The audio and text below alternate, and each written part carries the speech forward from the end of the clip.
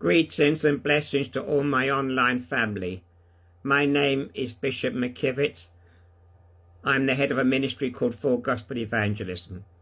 Today I'm going to speak to you on the subject of do not be easily offended by little things.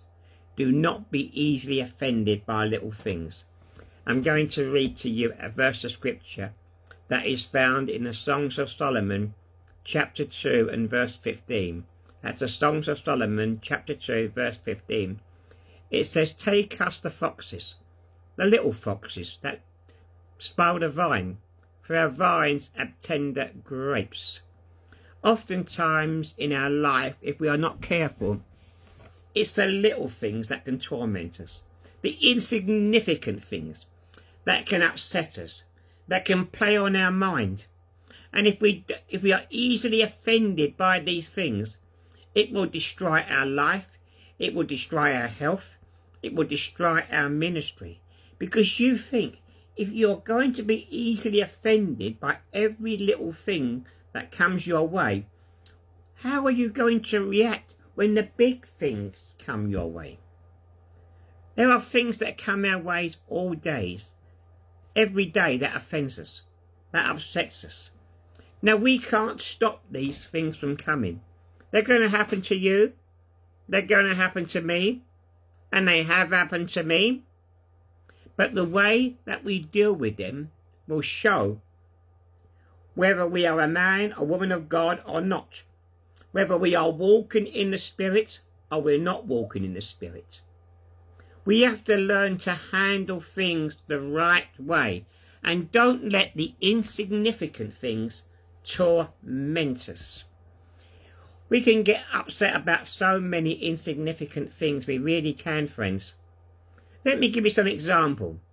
You go into a church and at the end people are shaking each other's hand, and maybe a sister or a brother doesn't shake your hand, turns their back on you. And if you let it, that can play on your mind all day and all night and all the next day. You won't remember everybody that shook your hand, but you remember the one that didn't. And if they did shake your hand, you probably wouldn't think of it at all, but you'd let that one negative thing in your life torment you. Now, that may not be your case of shaking a hand, but think for yourself. Look at how many arguments you've had over the years. Look at the things that have upset you. And I dare say you will say that most of them have been insignificant. I'll be honest, I have been upset and offended by things that are little trivial things that I could have let go. Let me give you some examples of things that can happen. You're in a church. It's testimony time. Everyone stands up and testifies. But when it's your turn, all of a sudden, there's no time for any more testimonies. The way that you react in that situation will determine whether you are walking in the Spirit or walking or not. Of course it's going to upset you. Of course it's going to offend you. I have been offended by these things in the past, but I've learned to react differently. I have been on online meetings where they have asked people to make a comment or contribute towards the subject, and I have put my hand up to speak along with others to say something. I've had somebody before me, instead of giving a short contribution, they've gone on for 5 or 10 minutes and nobody stopped them. But when it's my turn, now they say, well, you got to do it in 2 minutes. We're giving you 2 minutes. And I'm thinking to myself, why didn't they give the other one 2 minutes? Why did they let him go on and on? Now, the way that I react to that will determine whether I'm a child of God or not. Now, one time I would have reacted badly and I would have said something.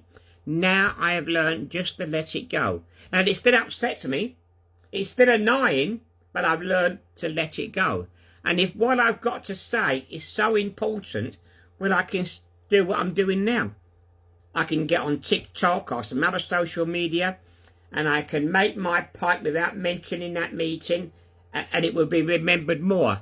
But why is it so? Why do I say it's insignificant? Because even if I had made my point, nobody would have remembered it.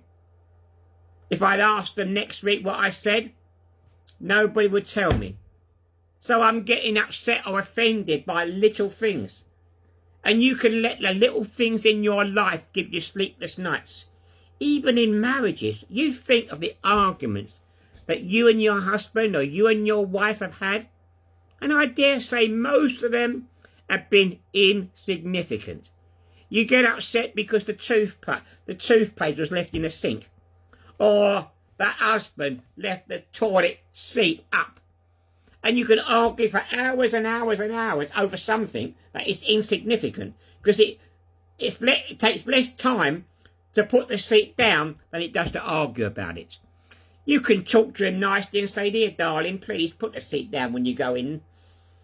But you don't need to get upset. You don't need to make a big argument.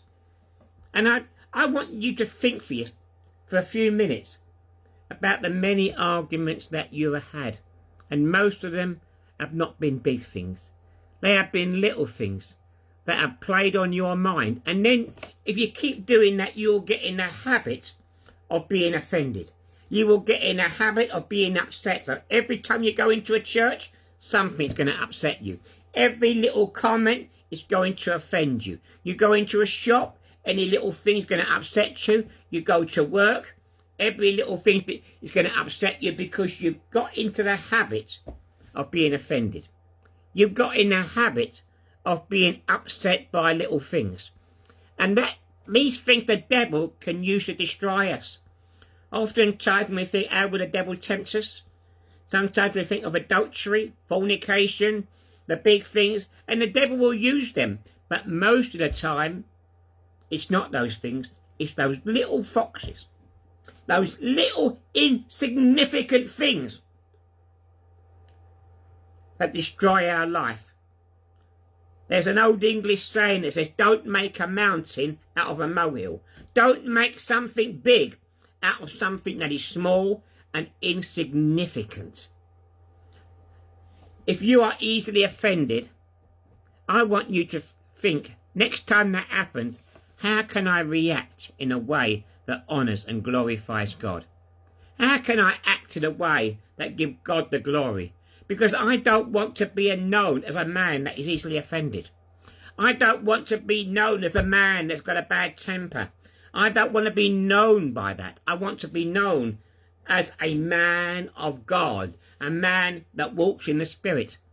Is that your testimony? You want to be known as a man or woman of God? Then you've got to deal with those little foxes in your life that are destroying your spiritual growth. Well, I hope I've given you a few things to think about. And until we meet again, this is Bishop McKivitt saying unto you that no matter what the problem may be, Jesus is the answer. I love you, but my Jesus, he loves you more. God be with you.